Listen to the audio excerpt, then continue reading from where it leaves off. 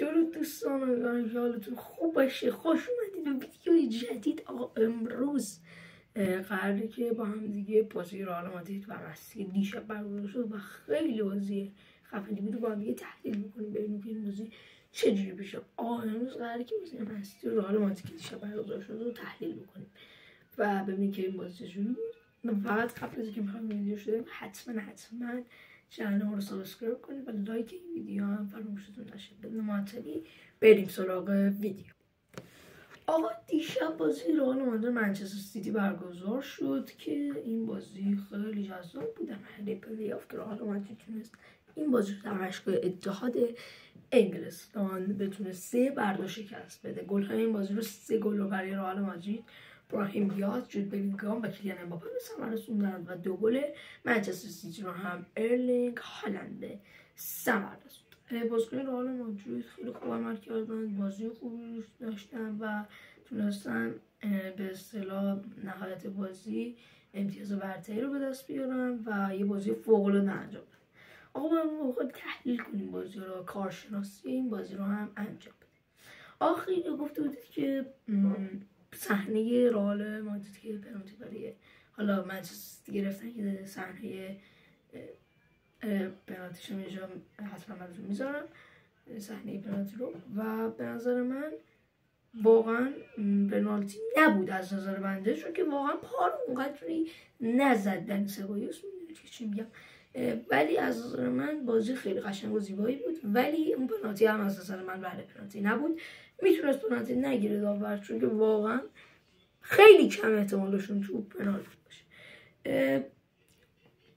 عملکرد بازیکنان رو اگه بخوام براتون بگم، کیلیان امباپه عملکرد فوق‌العاده‌ای به عنوان بازیکن داشت. بازیکن تیز و سرعتی بود، یه گل زیبایی هم زد و منچستر سیتی رو از نظر من کیلیان امباپه به چالش کشید که عکس کیلیان امباپه اینجا براتون بذارم. بازیکن بعدی براهیم دیاز که دیشب به عنوان تعویضی به داخل بازی اومد، اما با حرکت خوب و نمایشیش تونست یک گل برای رئال مادرید به ثمر برسونه و تونست رئال رو به بازی برگردونه. جود بلینگهام با دوندگی پیوسته و حضور موثر در خط میانی هافبک رئال مادرید تونست که گل‌های بسیار زیادی رو برای رئال مادرید یه گل برای رئال مادرید به ثمر برسونه. جود بلینگهام فوق‌العاده بازی کرد، از اساسا من خیلی میتونه خوب باشه و جود بلینگهام جوون خیلی خوبیه در خط هافبک رئال رو به نظرم بالا کشید. بریم سراغ بازیکنان منچستر سیتی. یعنی بازیکنان منچستر سیتی چقدر موثر بودن و حالا چجوری دیشب بازی کردن. بازیکن منچستر سیتی از بهترین بازیکنشون میتونیم به لیگ هالند اشاره کنیم که 2 گل برای تیم به ثمر رسوند و خیلی خوب بازی کرد. از نظر من لیگ هالند فوق‌العاده بود، پنالتی خیلی زیبایی زد و گلش هم به اصطلاح با حرکت آزمایی خوبی به ثمر رسوند و میتونه جزو بهترین بازیکن‌ها باشه. دیشب به دمسک زمین هم این چهره وینیسیوس جونیور شد. و حالا میریم سراغ تاکتیک ها و استراتژی. رئال مادرید با استفاده از تاکتیک های ترکیبی و بهره‌گیری از اولویت‌های فردی بازیکن‌ها تونست بازی خوب به نظر به استفاده بذاره و به نظرم عالی بود. و منچستر سیتی هم با استفاده از تاکتیک‌های بسیار سریع بازیکن‌ها تونست و با استفاده از بازیکن‌های سریعش تونست گل به ثمر برسونه. همونجوری که دیدید با سانتری که ویندربروینه، حالا بازیکن‌های دیگه مثل جاکیلیش تونست که تاکتیک‌های بسیار زیاد رو به نمایش بذاره. و خب بچه به نظر من، از نظر خود من اگه بخوام، تاکتیکای تیم منچستر سیتی فوق‌العاده بود. از نظر من عالی بود تیم منچستر سیتی در این بازی، ولی رئال مادرید بهتر عمل کرد و تونست بازی رو 3 ببره.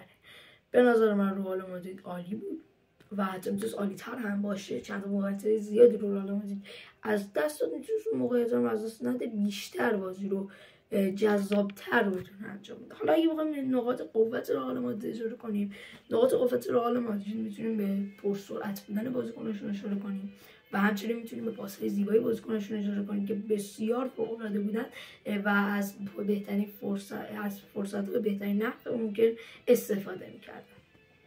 رئال مادرید فقط نقاط قوت نداشت، نقاط ضعفی رئال مادرید داشت که قشنگ نقاط ضعفش در مدافعین رئال مادرید بود که تونستن از همین اشتباه 2 گل دریافت بکنن. و اگر بخوایم به نقاط قوت منچستر سیتی اشاره کنیم، نقاط قوت منچستر سیتی بازی ترکیبی بسیار عالی داشتند و خلاق بودن بازیکن‌ها پاس‌های بسیار زیبایی میدادن، از جمله پاس‌های کوتاه بلندی که منجر به زدن 2 گل برای تیم منچستر سیتی شد.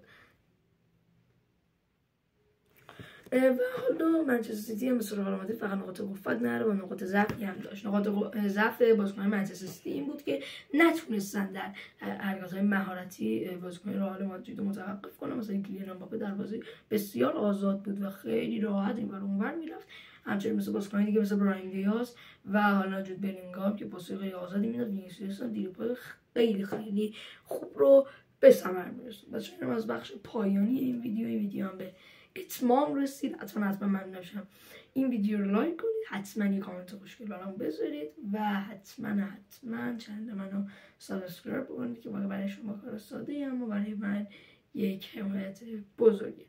ممنونم. فعلا خدا نگهدار.